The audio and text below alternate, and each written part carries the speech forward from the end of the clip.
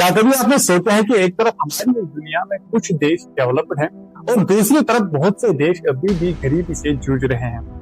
ऐसा कौन सा रास्ता था जिस पर चलकर अमेरिका, ब्रिटेन जैसे देश डेवलप्ड बन गए, लेकिन इंडिया, कुछ मिडिल ईस्ट नेशंस और बहुत सारे अफ्रीकन देश गरीब ही रह गए। दरअसल गरीब देश सदियों तक उनके हाथों लुटते रहे।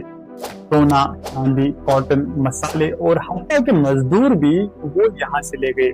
केवल ब्रिटेन ने ही हमारे भारत से लगभग 55 ट्रिलियन डॉलर्स की संपत्ति लूटी। उन लोगों ने लूटा हुआ पैसा अपनी एजुकेशन, टेक्नोलॉजी और कई स्ट्रॉन्ग इंस्टीट्यूशंस और इनोवेशन में इन्वेस्ट किया। उनके यहाँ इंडस्ट्रियल रेवोल्यूशन हुआ, जिससे उन्हें एक बड़ा ही हेड स्टार्ट मिल गया। और दूसरी तरफ कॉलोनीज जैसे इंडिया और अफ्रीका गरीबी और आपस की तोड़फोड़ में ही उलझे रहे। अब आपका सवाल ये हो सकता है कि चाइना हमसे इतने आगे क्यों है? चाइना में करप्शन भी उतनी नहीं थी जितने हमारे देश में थी, और अनफॉर्चुनेटली अब भी है। और आपको पता ही है कि करप्शन और नेपोटिज्म एक देश की डेवलपमेंट को कैसे स्लो कर देते हैं।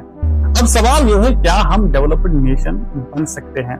बिल्कुल बन सकते हैं, लेकिन हमें research and development, technology, skill development और अपनी एजुकेशन को सुधारना होगा, वरना ये सपना अभी भी पॉसिबल नहीं होगा। अगर आपको ये वीडियो पसंद आया होगा तो लाइक, शेयर और सब्सक्राइब करना मत भूल जाइए।